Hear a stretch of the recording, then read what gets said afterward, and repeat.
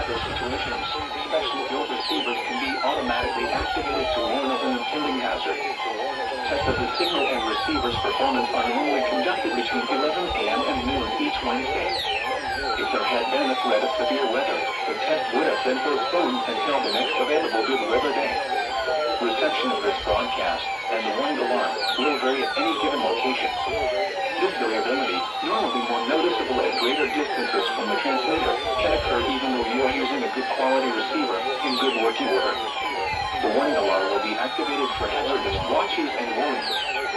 For station KHC27, broadcasting near Rock Hill on a frequency of 162.425 MHz, the warning alarm will be activated for the following counties in South Carolina: Cherokee, Chester, Fairfield, Lancaster, Union, and York.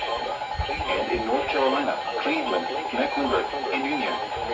This concludes the NOAA Radio All Hazards Torn Alert Test.